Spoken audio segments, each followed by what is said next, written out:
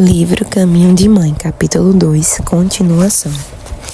No nosso lar, temos a oportunidade de preparar nossos filhos para que saibam enfrentar os ambientes hostis ao Evangelho, evitar modismos e construir uma autoimagem e visão do mundo e da vida com base em valores eternos e que levam à esperança da vida eterna. Para isso, eu tenho a pensar que precisamos ser pais que educam para a vida eterna e consideram a terra como uma passagem até Canaã celeste.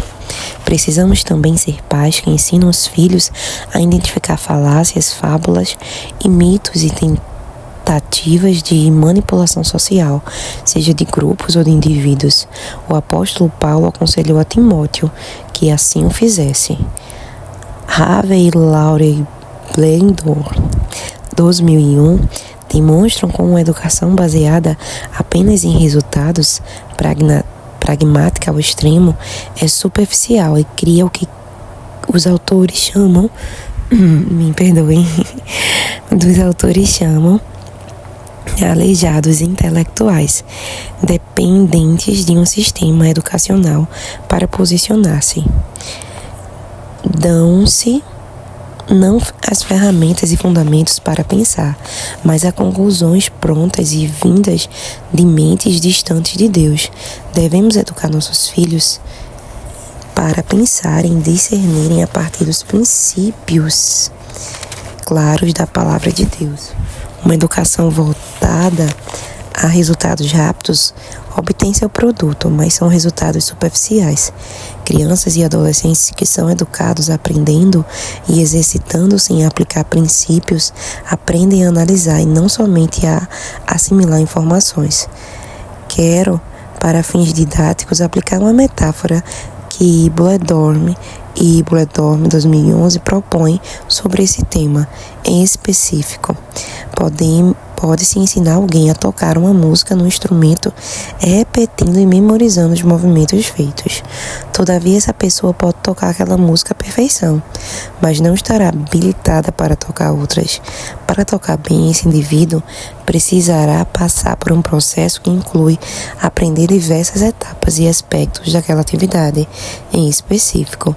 O que vemos é que a educação atual leva muitos jovens a repetirem jargões vazios de leitura e significado que caem em mentes não nutridas com conteúdo sólido e ansiosas por aprender informações sobre a vida e o mundo. Quando pais crentes não prendem essa lacuna com leite espiritual e posteriormente com alimento sólido, o apóstolo Paulo mostra-nos o que ocorre. Criam-se crianças sem crescimento espiritual, levadas por toda sorte de engano e até mesmo doutrinas de demônio.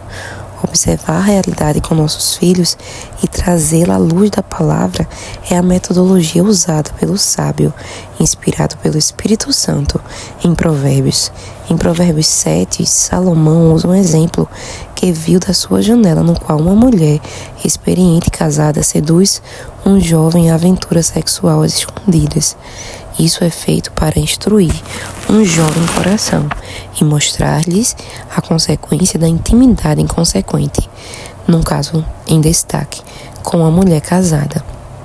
Quando ensinamos nossos filhos a contemplarem a vida a partir da palavra de Deus e dos princípios bíblicos, os fazemos crescer na graça e no conhecimento de Cristo e tratamos o Evangelho como fonte de sabedoria, regra de fé e prática. Muitos argumentos em nossas sociedades são supervalorizados porque apenas leva-se em conta a imagem de quem os projeta. Lembro-me de uma vez que um professor associava o conceito de castração e reações que chamava de moralistas com base na psicanálise, a forma como nós cristãos restringimos de viver uma vida libertina. Muitos colegas participavam da discussão sobre como assumir-se sujeito faltante e não precisar de Deus, entre aspas. Porque a criatura de Deus oferecida por eles não era o Deus da Escritura. Era um passo importante.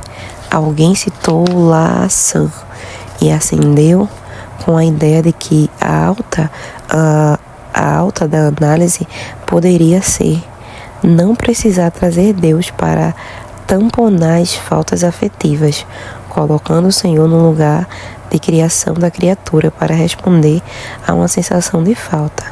Libertar-se de Deus, diziam eles, era o fim da análise. Meu coração permaneceu toda a discussão em paz. Por quê? Eu convivia com aquelas pessoas e mesmo na alta, saindo da adolescência, percebia exatamente o caminho em que suas vidas transcorriam. Podia sentir compaixão por elas, mas seus argumentos não roubavam a minha convicção de fé, que aos 7 anos de idade abracei. Por mais que todo conhecimento teórico que tivessem fosse de fato admirável, eu não vi em sua vida motivos para seguir a mesma trilha. Para mim, naquela altura, a psicanálise era boa para apontar o vazio existencial e pessimismo que uma vida sem Cristo se encontrava. Valeu a pena estudá-la, porque a palavra de Deus em meu coração e mente puxavam-me na direção em que eu contemplava em Cristo a solução para esse homem faltante, que essa teoria e suas derivações ressaltavam. Saí da universidade mais convicta da minha fé, não por méritos meus, mas por um trabalhar do Santo Espírito por meio da palavra e por uma experiência de fé vivida no meu cotidiano, que era mais forte que tudo aquilo. Eu provei e vi que o Senhor é bom. Salmos 34, verso 8. Em toda a minha jornada, isso era mais forte do que a vida e a morte. Hoje olho para aquela universidade que passei dos meus 17 aos 32, entre graduação, mestrado, doutorado e docência, e saí mais convicta de que nada nos separa do amor de Deus que está em Cristo Jesus. Observar os argumentos à luz da palavra e a sua aplicação à vida de quem os profere foi de central relevância na minha caminhada. Não estou dizendo que jovens corações não possam provar do amor do Senhor e afastar-se de suas verdades, escolhendo o caminho da apostasia. Hebreus 6, do 1 ao 8. Se não houvesse uma decisão pessoal no que concerne a salvação, não haveria prestação de conta individual. Como a palavra de Deus diz, cada um prestará contas de si mesmo a Deus. Romanos 14, 12. Nós, pais, vamos dar conta de nosso papel, e nossos filhos darão conta de suas decisões individuais. Todavia, convicções firmes, baseadas na palavra, sensibilidade e a voz do Espírito Santo que ministra em nós, através da palavra viva, oração e experiências com Deus, fortalecem a fé abraçada, viçosa e florescente, mesmo em meio a ambientes hostis a ela.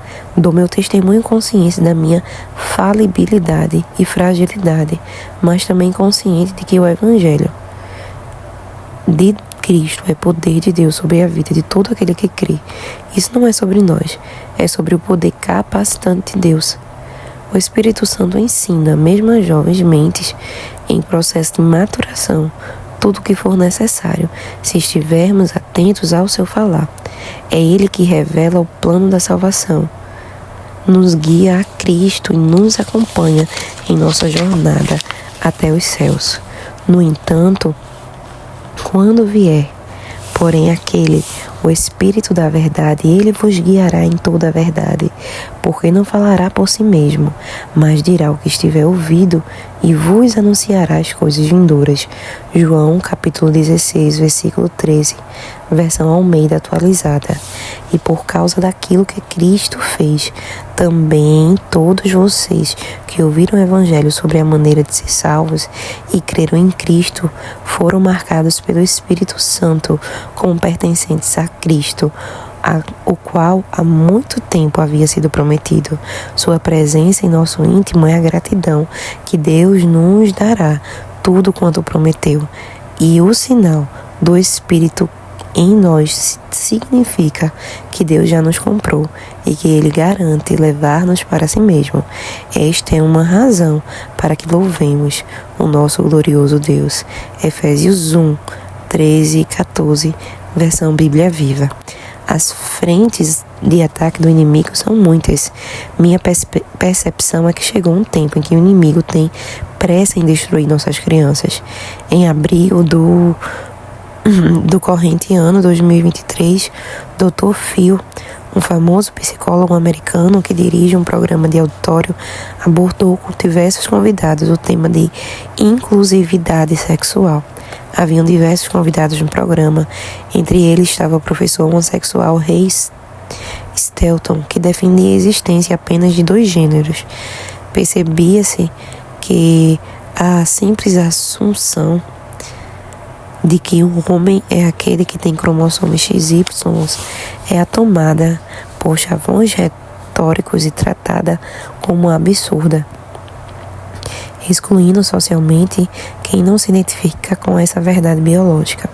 A ideia por trás disso é que o gênero sexual humano depende da percepção e identificação que o indivíduo tem de si mesmo. É um argumento falacioso que, se aplicado na sua consequência extrema, seria quase que a negação da doença mental. Partindo desse pressuposto, destruiríamos quase toda a classificação de doenças mentais, pois muitas delas estão ligadas às distorções da realidade que interferem na percepção de si mesmo. Se o indivíduo é sexualmente como se sente, por que isso se aplicaria apenas a questões de sexualidade e de identidade de gênero? Vejamos a caixa de Pandora que estão a abrir. Voltemos ao programa de auditório. Shelton, o professor, assumiu firmemente no debate a ideia de que a identidade com o gênero oposto não faz com que alguém passe a ser do outro gênero, e que não pode haver uma força social mandatária que force as pessoas a participarem do que ele chamou de um delírio. O professor faz toda a sua defesa baseada na biologia da constituição da estrutura humana. Shelton ganhou notoriedade ao apontar que a escola onde trabalhava estava promovendo o transgenderismo. Numa reunião da direção geral da escola em que lecionava, Shelton apresentou-lhes trajando uma camisa em que se lia "Make Biology Great Again" e afirmando querer trazer a razoabilidade ao debate, afirmou em frente ao corpo diretivo da escola. 2 mais 2 são 4. A terra não é plana. Meninos têm pênis, meninas têm vagina. O gênero é binário e não pode mudar. Biologia não é intolerância. Heterossexualidade não é ódio. Confusão e ilusão de gênero são graves alterações mentais. Nenhum profissional cuidadoso ou pai, mãe amoroso iria dar apoio a envenenamento químico ou mutilação da genitália de sua criança. Tradução livre. O discurso teve continuidade e alguém calou o professor, desligando o som de seu microfone. E um dos membros do painel diretivo informou apressadamente ao professor que seu tempo de vala havia vindado. Todavia, aplausos dos pais da plateia ecoaram no ambiente. Shelton fez ainda menção à forma autoritária como esses grupos calam e matam moral e socialmente a existência de quem se levante contra eles. Começou então a saga de processos de investigação e suspensão das atividades do professor a despeito da opinião e apoio de muitos pais. Ninguém na escola parecia importar-se com o fato de que os meninos biológicos que se assumiam transgênero estavam a frequentar banheiros femininos e trazer desconforto a muitas garotas indefesas devido à pouca idade. Não eram também os argumentos do professor que precisavam ser discutidos. Era simplesmente proibido falar sobre o tema, discordando da opinião em alta. Não estamos falando de uma exceção. A abertura para certos assuntos tem trazido desconforto e até insegurança a muitas crianças. Na América do Norte e na Europa, isso é cada dia mais comum e corriqueiro. Um adolescente de 13 anos me contou sua saga para manter sua posição cristã numa aula de educação sexual. e como, ao pedir para não participar da aula por contrariar seus valores, fui obrigada a permanecer por aquele conteúdo curricular. Além disso, a forma como a sexualidade tem sido abordada nas salas de aula tem aberto portas para que adultos tratem da intimidade dos alunos, ouvindo muitas vezes relatos de sua intimidade, de como os conduzem suas vidas íntimas, abrindo a porta para pedófilos. Crianças têm recebido de adultos estímulos à erotização, devido à forma como são expostas a certos conteúdos. Já há documentos oficiais diretivos que estimulam profissionais a incentivarem crianças ao toque como uma prática de conhecimento do próprio corpo. Misericórdia. No decorrer do meu trabalho de pesquisa e entrevistas com adolescentes e crianças entre 10 e 12 anos, ficou evidente que os limites estão sendo constantemente desafiados a cada dia. Hoje, enquanto muitos na sociedade civil discutem o que é ser mulher, o que é ser homem e quem deve educar sobre o gênero, na Europa e nos países da América do Norte, os burocratas decidem sobre os programas de educação. Os burocratas que decidem sobre os programas de educação ignoram isso como se fosse consensual. E já se discute se a escola pode lidar com questões de gênero e até assumir socialmente a criança a partir de uma outra identidade de gênero que não seja biológica, sem o consentimento dos pais. Retirar uma criança da tutela dos pais não é também mais um processo tão difícil nesses países. No programa de TV que citei anteriormente, é apresentado o caso de uma mãe que fica sabendo que seu filho está sendo chamado por outro nome, correspondente ao gênero oposto de seu nascimento, por meio de um e-mail no qual a escola se refere ao filho por um nome que ela desconhece. Ao reportar à escola o ocorrido, como se tivesse havido um engano, aquela mãe recebe o comunicado que seu filho foi nomeado na comunicação pelo gênero e o nome que reivindicou e usa na escola. A mãe em nada foi parte desse processo ou teve chance de discutir tal assunto com a escola ou de tomar uma decisão de como encaminhar essa questão. Em agosto de 2002, Matthew Walsh denunciou Ellie Ehrlich, ativista transgênero, por oferecer-se para enviar bloqueadores hormonais para outros jovens que não tivessem acesso às drogas por falta da prescrição médica. Na página de Ellie no Instagram, as drogas usadas como bloqueadores hormonais são romantizadas e tratadas como menos perigosas que certos analgésicos e anti-inflamatórios comuns. Há uma postagem em que ele conclama seus pares a fazerem fotos graciosas com seus remedinhos de pré-dilação. Muitos adolescentes deprimidos, confusos e em crise de autoimagem são facilmente convencidos de que são um caso de gênero no corpo errado. A sensação de estranheza pode vir de tantas questões afetivas, sociais e emocionais, mas o discurso que se reverbera conduz a uma direção só.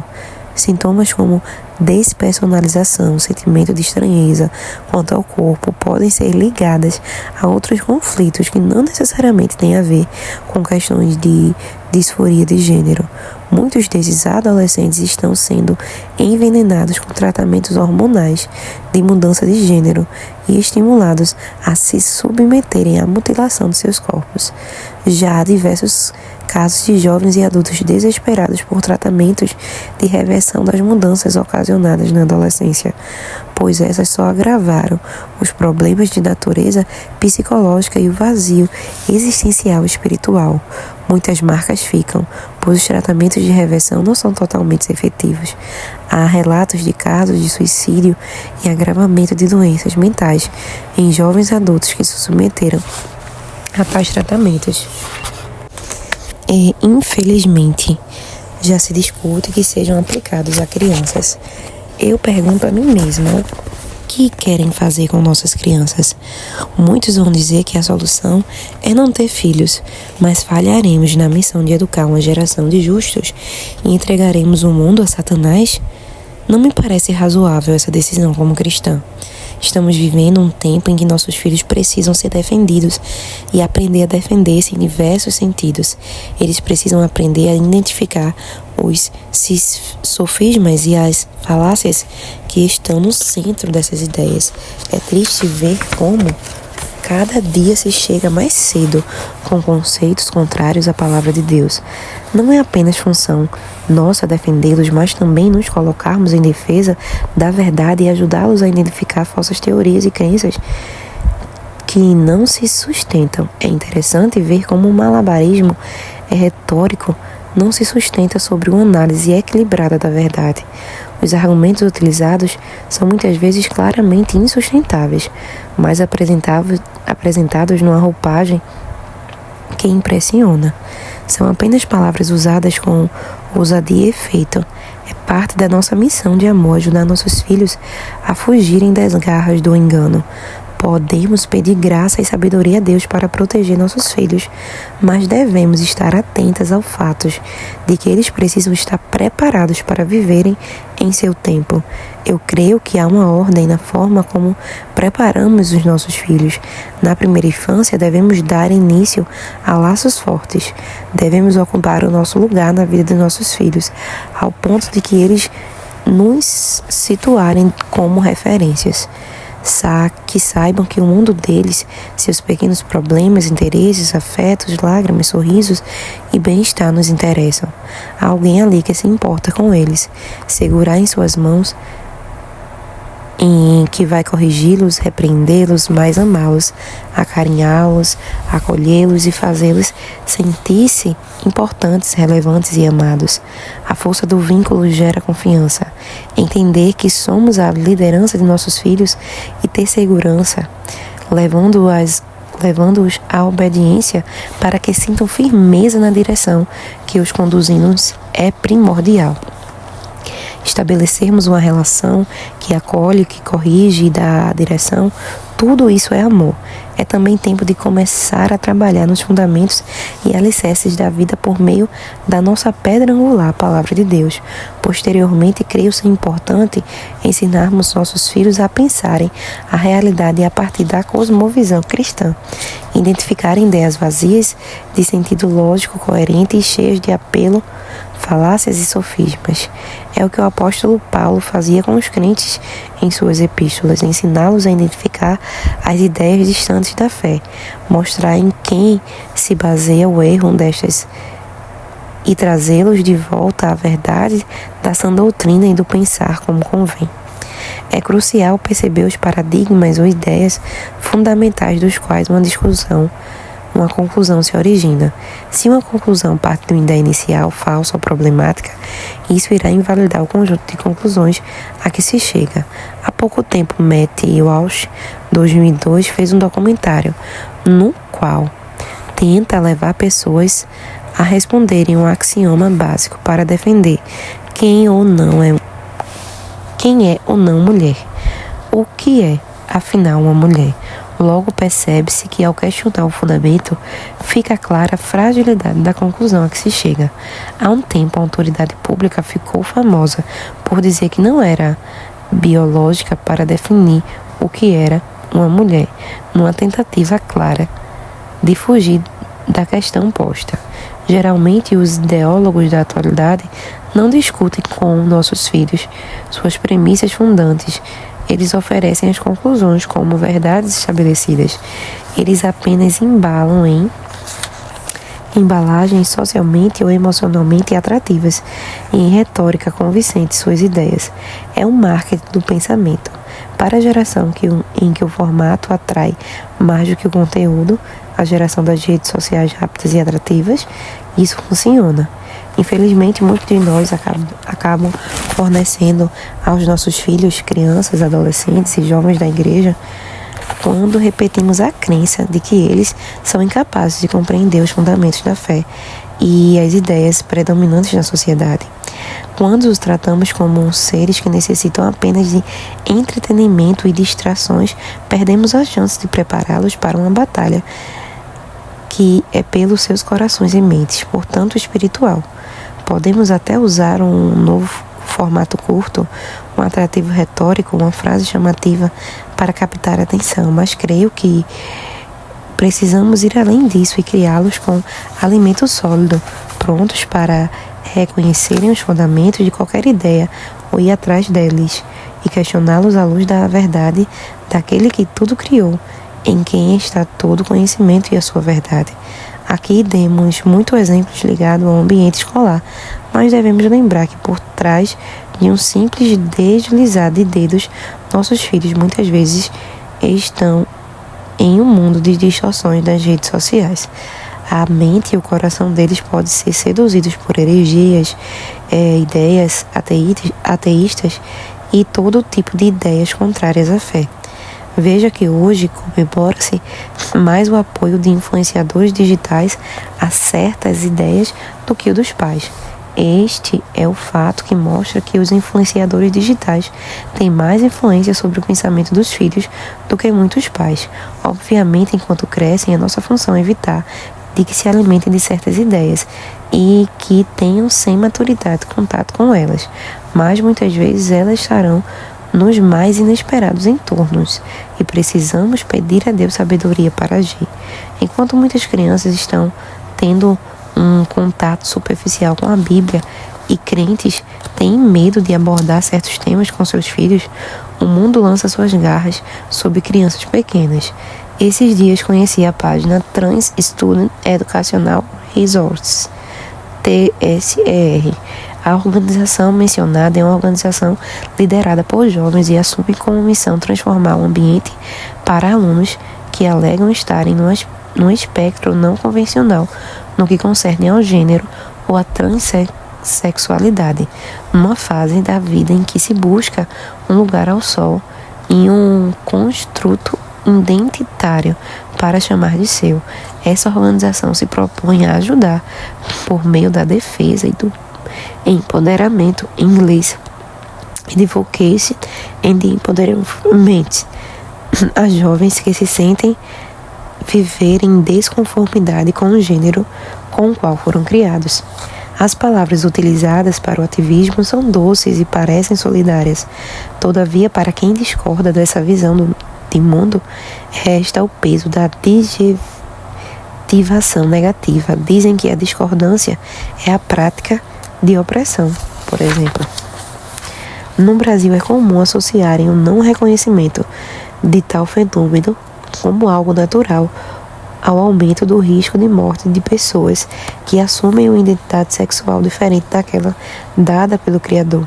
É como se discordar e afirmar a verdade sobre o corpo humano fosse visto como um ato assassino por palavras.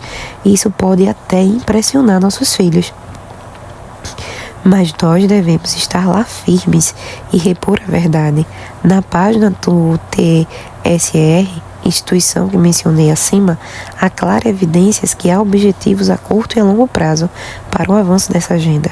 As ações do grupo incluem treinar professores, colaborar com organizações de defesa e suprir recursos pedagógicos e didáticos para trabalhar em torno de tais questões. Na página do grupo há um personagem adorável, que obviamente só faz sentido usar com crianças muito pequenas, um unicórnio do gênero Gender Unicorn. O personagem, com cara de mascote fofinho lilás, gordinho e sorridente, tem 2 coraçãozinhos no peito, e perto dele aparece uma nuvem de pensamento com um arco-íris, usado pelo movimento LGBTQI+. Ao lado dele aparecem as categorias que, obviamente, serão objeto de explanação para as crianças: identidade de gênero, expressão de gênero, sexo atribuído ao nascimento, atração física, na qual há as opções, e atração emocional, na qual há opções também. A descrição oficial é: o unicórnio do gênero é uma ferramenta popular para ilustrar gênero. Ele ilustra a identidade de gênero como fluida e baseada na forma como alguém pensa em sua identidade de gênero. Ou seja, é como se as pessoas fossem uma fluidez ambulante no que concerne a sexualidade e não houvessem parâmetros fixos. Sem dúvida, estamos a falar de um recurso para crianças pequenas e que muitos ativistas reclamam o direito de que elas sejam introduzidas a esse sistema. mesmo sem o consentimento dos pais. Por que alguém quer falar com os nossos filhos sobre esse tema sem que vejamos e saibamos? O que faremos nós?